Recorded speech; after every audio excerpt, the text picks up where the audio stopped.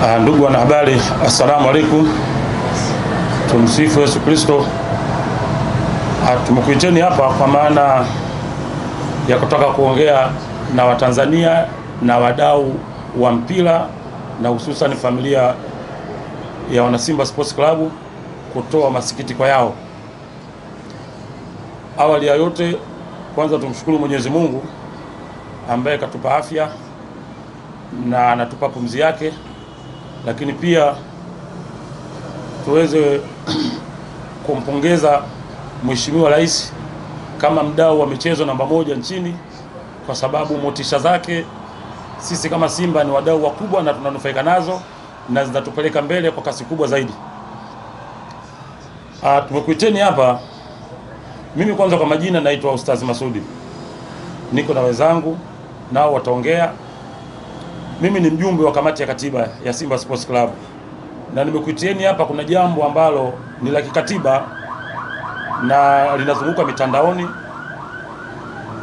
Kuna watu ambao wanasema kwa kutumia udhamini ambao ushapitwa na wakati miaka 3-4 iliyopita, ambao klabu yetu ya Simba ilikuwa ikitangaza sabuni ya Mo 29 ilikuwa ikivaliwa nyuma ya jezi yetu, ambao sabuni yenyewe kwa kifupi ni hii hapa, ambao kwa sasa hatuidhamini tena.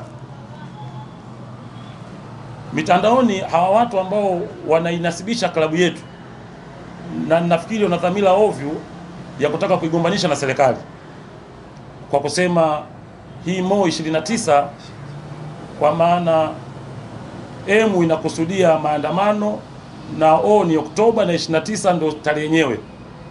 Hilo jambo sisi kama klabu na mimi kama mjumbe wa kamati ya katiba tunapinga vikali sana, kwa sababu tu katiba ya Simba ibara ya kwanza kifungu namba 4 kinasema wazi Simba haijihusishi wala ifungamani na masuala ya kisiasa, kidini, kikabila na kadhalika. Sasa huyu mtu kunasibisha klabu yetu ya Simba na hayo masuala ya kisiasa, amekosea sana klabu. Na sisi kwa sababu hatuna vyombo vya dola, tunaiomba mamlaka husika huyu mtu imtafute na imchukulie hatua za kisheria, kwa sababu kaichafua klabu yetu. Lakini pia Wanasimba popote mlipo na Watanzania kwa ujumla, hayo maandishi na hayo maneno myapuuze. Hayahusiani kabisa na klabu yetu, kwa sababu klabu yetu haijihusishi na siasa. Klabu yetu ni klabu ya mpira wa miguu, na kama watataka kutumia hilo neno, basi sisi tunasema neno hilo Mo 29, hiyo M maana yake msiandamane, na hiyo O ni Oktoba, mkapige kula mrudi majumbani mtulizane, kwa sababu Simba ni wadau wa amani. Klabu ya Simba imewekeza mabilioni ya fedha kwenye timu ili timu iweze kucheza mpira. Kama amani hakuna mtu anaweza akacheza mpira, wala kocha aweze kufundisha mpira, maana yake itakuwa ni hasara kwa klabu. Kwa hiyo Simba ni mdau namba moja wa amani nchi hii, na hawezi kukubali klabu yake katumika kimakosa katika masuala ya kisiasa. Hilo nitaka nilizungumze, ama tulizungumze, ama Simba tulikemee. Kwa hiyo Mo 29 haihusiani kabisa, na wala sasa hivi sio haidhaminiwi tena na klabu ya Simba. Ilidhaminiwa miaka 3 iliyopita 4. Na kama mtaka kuitumia, nyinyi mnaoitumia, basi muitumie kwa maana ya kufuata maagizo ya serikali kuwa msiandamane.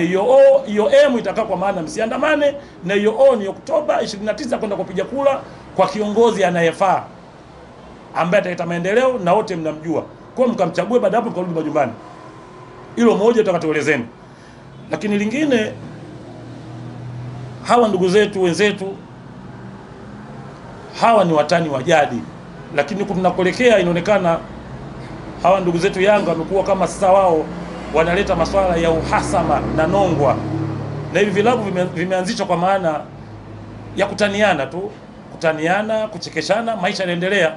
Na zaidi ya miaka 90 sasa imekuwa ni hivyo. Simba na Yanga ni watani wa jadi, lakini sio watu wa uhasama wa jadi.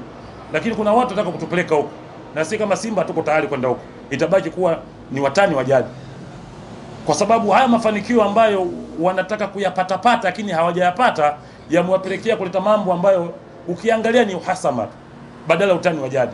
Ukiangalia masuala yote ya kimpira katika nchi hii, kila jambo la maana la mpira lenye heshima limeanzishwa na Simba.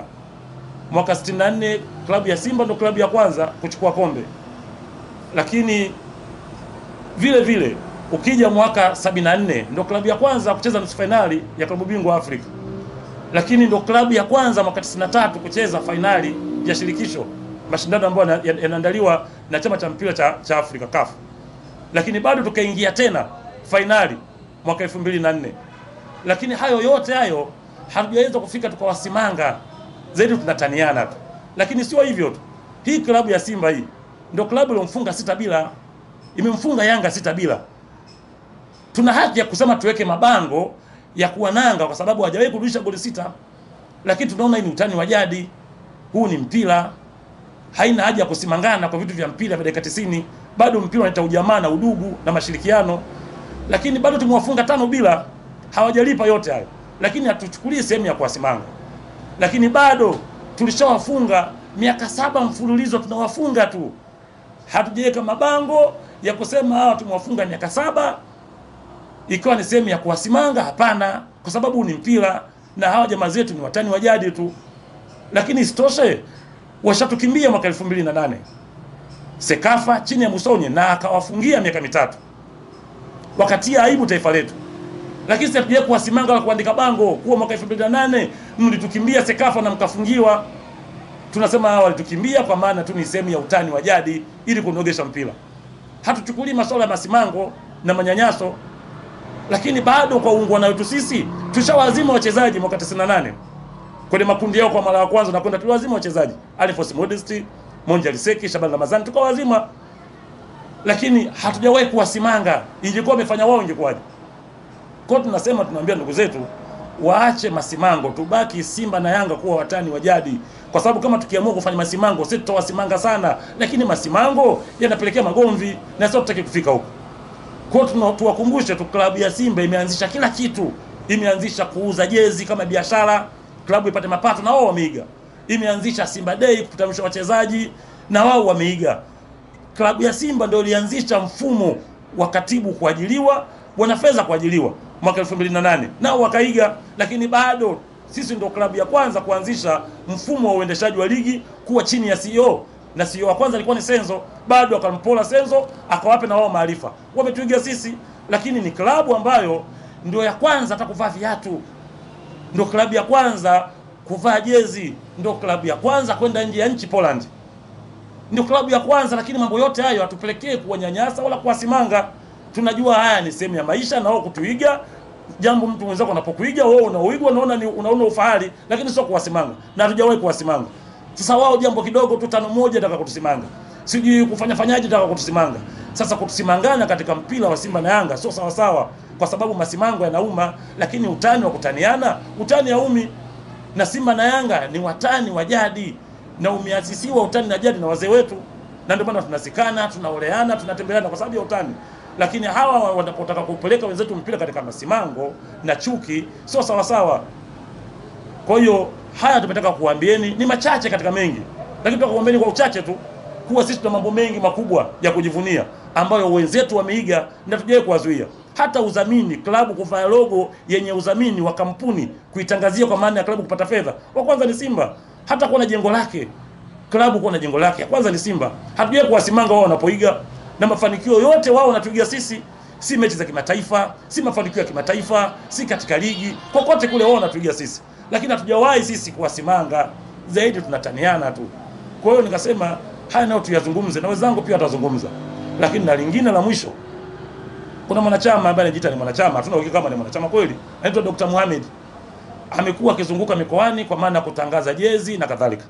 Lakini huyu mtu uongozi haumwamini na wana Simba hawamwamini, kwa sababu alishawahi kutangazia umma wana Simba sinunue jezi, wana Simba sio kwenda uwanjani. Sasa leo hiyo inaonekana yuko mikoani, na kuna malalamiko ya wanachama kwa viongozi kuonekana kuna pesa ambazo kachukua, lakini wanachama